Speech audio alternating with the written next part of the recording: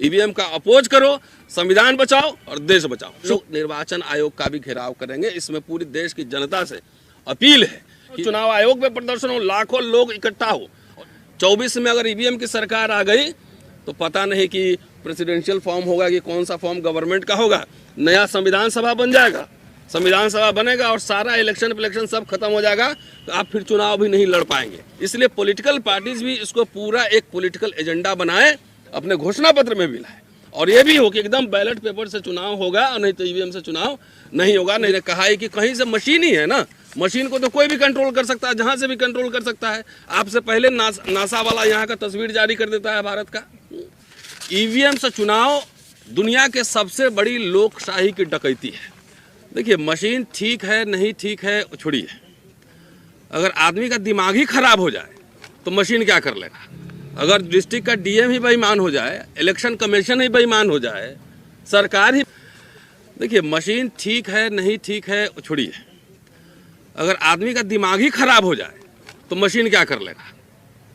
अगर presiding officer वहाँ पर वही बेईमान हो जाए, अगर डिस्ट्रिक्ट का डीएम ही बेईमान हो जाए, इलेक्शन कमीशन ही बेईमान हो जाए, सरकार ही बेईमान हो जाए, तो मशीन क्या कर लेगा। सवाल यहाँ जो है ये है, फंडामेंटल क्वेश्चन है। साथियों, एक आज़ादी मिली थी 1947 में, लेकिन ये समझ लीजिए कि ईवीएम से आज़ादी का ये आंदोलन है।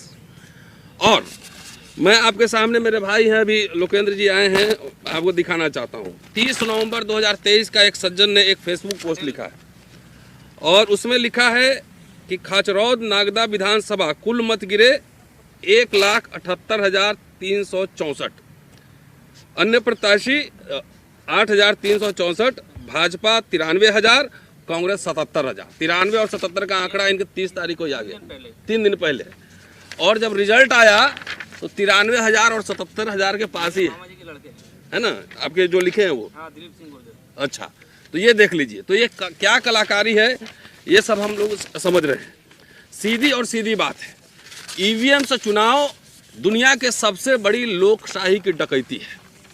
अगर हम ये चाहते हैं, एक इंसान भी भारत का चाह रहा है, भारत का चाह रहा है कि हम कागज से हम अपना वोट दे, तो इलेक्शन कमीशन को ये बात ये माननी पड़ेगी।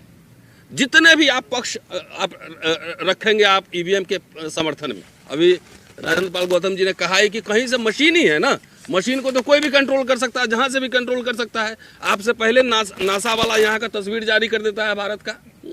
तो जितने आप पक्ष में समर्थन देंगे उस सब के खिलाफ हमारे पास आर्गूमेंट है।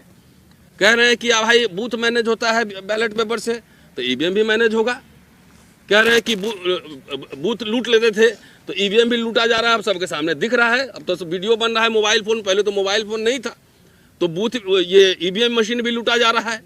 तो ये तमाम जिस तरह का आर्गूमेंट है कि भाई टाइम बचेगा, कहाँ टाइम बच रहा है, पहले से ज़्यादा टाइम लग रहा है। आप 7 चरण में चुनाव करवाते हो, एक मान लिया कि 1 नवंबर में हुआ, फाइनल रिजल्ट आके फरवरी में आ रहा था, 3 महीना में तो कुछ भी हो सकता है, पूरी लीला ही बन जाएगी उसकी, ये बात है। दूसरी बात है कि जब 30-40 साल में पूरा देश, समाज, टेक्नोलॉजी सब कुछ बदला है, तो आप वहाँ बूथ पे कैमरे लगा सकते हो ना, सीसीटीवी कैमरे लगा सकते हो, आप इलेक्ट्रॉनिक सर्विलांस कर सकते हो, वो भी कर सकते हो। आप इतना सोफिस्टिकेटेड वेपन्स है हमारे फोर्सेस के पास।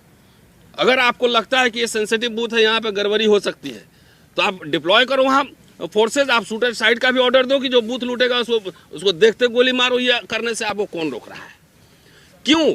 एक खास तरह के लोग ही, एक खास तरह की पार्टी ही, भाजपा एनडीए, यही लोग पहले ईवीएम का विरोध कर रहे थे, यही लोग कर रहे थे ना। नरसिम्हा और अडवाणी जी ने केस भी डाला और इन्होंने किताब भी लिखा, सुब्रमण्यम स्वामी ने केस डाला था, किताब भी लिखा।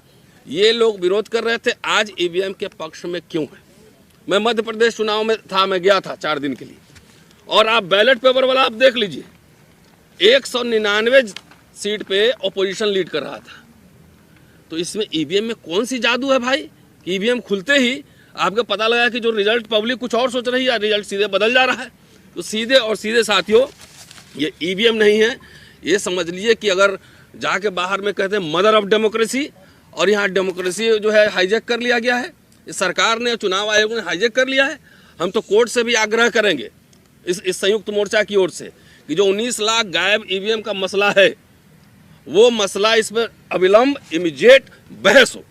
जब एक गोदिक पत्रकार के लिए जब 12 बजे रात में सुप्रीम कोर्ट खुल सकता है, तो इतने बड़ा सेंसिटिव मैटर पे, इतने बड़े मैटर पे ये कोर्ट में पेंडिंग क्यों है? इलेक्शन पिटीशन पिछले बार का पड़ा हुआ है, कई हमारे साथी डाल चुके हैं कोर्ट में, लेकिन उस पर सुनवाई क्यों नहीं हो रही?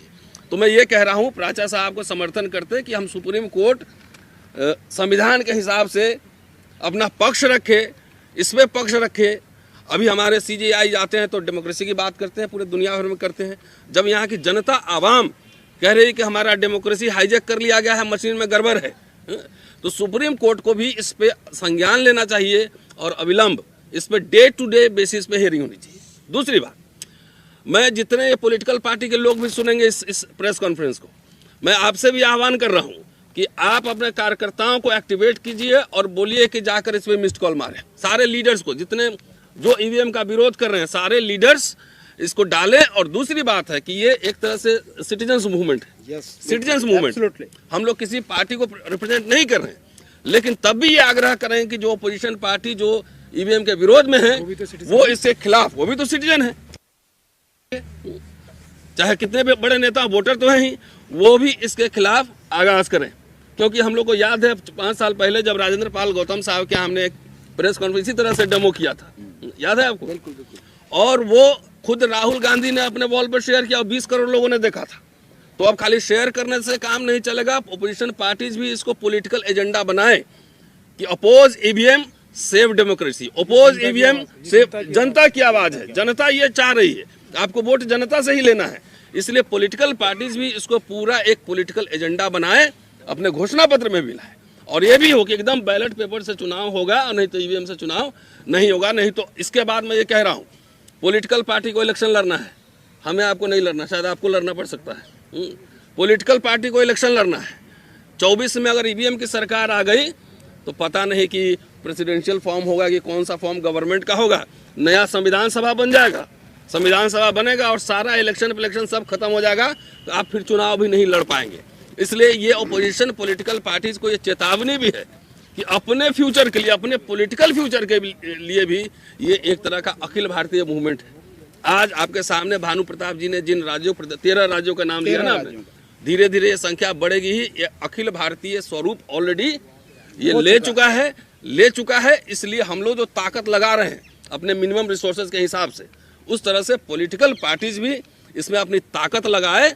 और पूरा लोहिया के बाद से फिर मैं खत्म करता हूं कि चुनाव आयोग नहीं मानती है तो पॉलिटिकल हम लोग हैं ही, हम लोग फ्रंट पे लीड करेंगे।